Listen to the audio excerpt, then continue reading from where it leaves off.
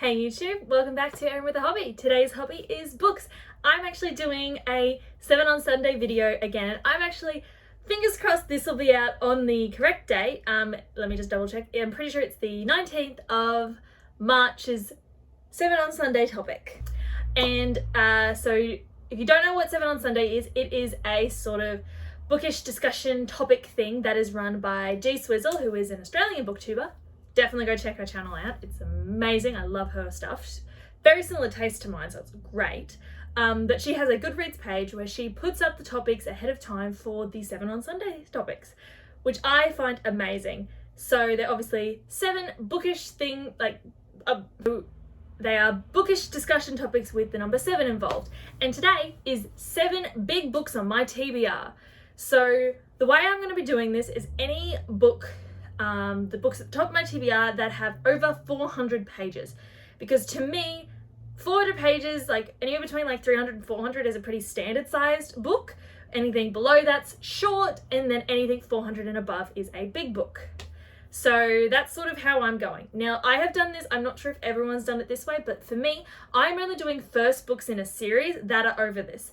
Because I find that a lot of the time, especially with fantasy, which is what I read, the books in the later parts of the series are generally bigger. But for me, I am only doing books that are the first book in the series or standalones that are over the 400 pages. I don't know if everyone's doing it that way or if that's how G Swizzle is doing it, but that's how I've decided to do it. But without further ado, let's get into the 7 big books on my TBR. Now, if I am looking down in my lap, it's because I have the list with the number of pages that they've got, so I don't have to be flicking it through the books to find the page number at the end. But first, I actually do have an honourable mention, and that is a book that is the very next book on my TBR, and the only one that breaks the rule with being not a sequel, but that is Assassin's Fate by Robin Hobb, which is the third and final book in the Fitz and the Fool series, which wraps up all of the series that is set in this world for Robin Hobb. So this book, as you can tell, is huge, and it has a total of 853 pages. And I do think that this is still one of the biggest books that I own. This book is even bigger than my Bible, and my Bible is fat. But I think the thing is, because this is tall as well, if this was a normal sized book, there would be even more pages. So yeah, bit about this series. I loved it. It's amazing. It's a high fantasy with magic, mythical creatures, with a bit of prophecy, political intrigue, all sorts of stuff. It is a bit more adult, so there is adult themes mentioned, especially in this book, but just be aware of it. You do need to have read all of the other series for any of this one to make sense, because if you haven't, you will not get a single thing in this book. But that is the honorary mention. Now on to the actual 7 that I've got on my TBR.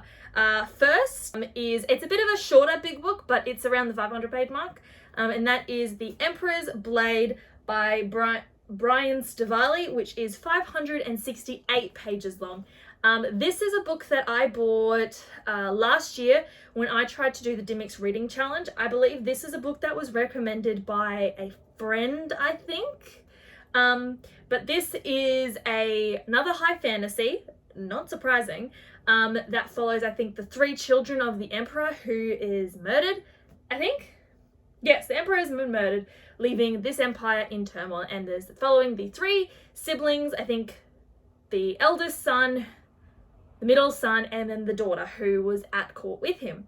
So it's following them as they go, and I'm pretty sure it's a series. I'm not 100% sure, but I do really want to read this one because obviously it's a fantasy and I love a good high fantasy, and I haven't actually read anything by Brian Stavali. So looking forward to seeing what this one is about. And obviously it's got a snake on the cover. The little blurb is shaped by lost, forged in flame. So I'm not sure if it's got magic in this one, but I think it might, or something like that. So looking forward to eventually getting to this one. It's don't mind, it's quite hot in here. The next one, okay, this one does kind of break the sequel rule, but it's more of a companion Like, it's set in the same world, following the same characters, but it's... Actually, no, this is a sequel. But all of the books are very similar size to this one. And that is A Nobleman's Guide to Scandal and Shipwrecks by Mackenzie Lee. I had completely forgotten that this was a sequel. Oops. But this book has 577 pages in it. And this is following, I'm not 100% sure, I think it's more featuring the sole heir, possibly?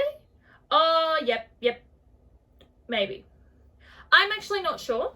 It will be interesting to see. I know it's following the similar characters to the first one, which is A Gentleman's Guide to Vice and Virtue. I think, if I can find it on my shelf. Where is it? Where is my book? Oh, it's behind my trolley. I can't actually see it, but I'm pretty sure that's that one. And then it's something, A Girl's Guide to Piracy or something. But yeah, no, this is this one. That's just a complete ramble and rant, but I've had this for a while, and I do definitely... The book names are literally in the cover. That's hilarious. I couldn't remember if this one was signed or not. No, it's not. But yeah, it's like a historical one, historical fiction almost style of thing. I'm all over the place today. But yeah, I will eventually get to this book because I'm very much looking forward to it. Next is one of the Twisted Tale Disney books. That one is Almost There by Farah Rochon, which is a new author to the Twisted Tale series, which is pretty cool.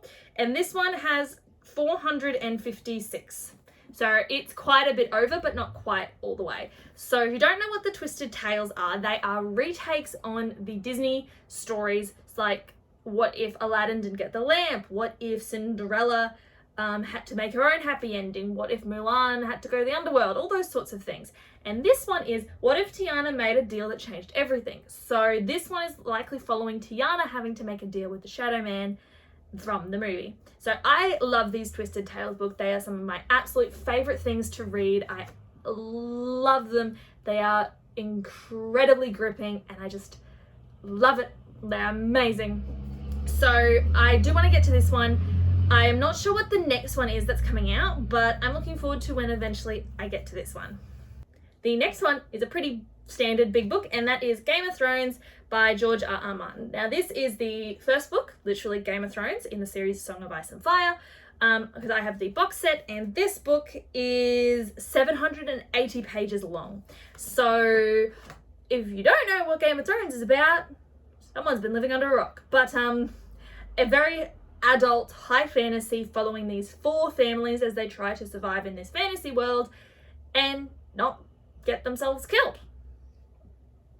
That is the basic synopsis of this book. I have the box set, and I've had the box set for a while since I bought it when I was on sale in university, and I really do want to read it because I want to read it before I attempt to try and watch the series online, but I will eventually get to it. It's yikes, this is actually getting faded and colored.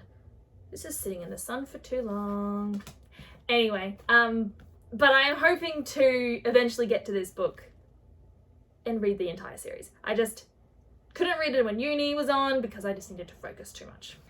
Next is one that I'm sort of getting the books of. I can't quite remember what it's about, which tends to happen because I've got quite a few series here that I've been sitting there for a while. But that is Wizard's First Rule, the Sword of Truth series, book 1, and it is by Terry Goodwin. And this book has 774 pages, so it's quite a hefty one. Again, high fantasy. I can't quite remember what this one's about, but I do know there's like a heap of books that tie in together in the same world, sort of like what Robin Hobb does. But this one is someone holds the key to 3 nations, to the fate of humanity, but he's got to learn wizarding rules before he can succeed. There you go. That sounds pretty cool. I think that's why I was quite interested, because it's got wizards and magic, and he's the key to the kingdom, and yada, yada, yada. So I am looking forward to getting to this one. They are quite big books, all of them in the series.